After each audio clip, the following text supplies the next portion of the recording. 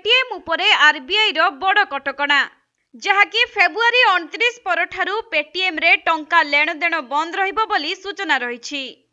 तेबे पेटीएम रे थिबा टंका सरीबा जाए एहाकु व्यवहार करा जाई परिबो बोली स्पष्ट करिछि आरबीआई। तेनु जदि आपणको पाखरे पेटीएम अछि आउ आपण पेटीएम रे पेमेंट करूछंती ताहले आरबीआई रो एही नुआ सूचना को जानी सतर्क होई जांतु।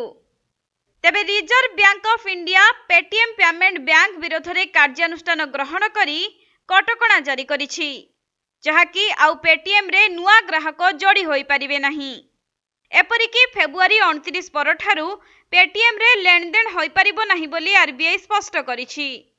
सूचनायोग्य जे 2022 मसीहारे आरबीआई एहार आईटी सिस्टम रो विस्तृत सिस्टम ऑडिट करिबा पई इनकम टैक्स ऑडिट फर्म नियुक्त करबाकू निर्देश देइथिला। तेबे सही अनुसारे आरबीआई एही पदक्षेप नेइथिबा सूचना मिलिछि। सेपटे फेब्रुआरी 29 परे कोनोसी ग्राहक अकाउंट प्रीपेड उपकरण वॉलेट फास्टैग किंबा नेशनल कॉमन मोबिलिटी कार्ड रे आउ टंका जमा करि परिबे नाही। एथि सहित क्रेडिट करिबार अनुमति मध्य दिया जिवो नाही। किंतु ग्राहक माने अकाउंट रे थिबा टंका को उठाई परिबे हेले आउ सेथिरे जमा करिबा पई अनुमति मिलिबो नाही।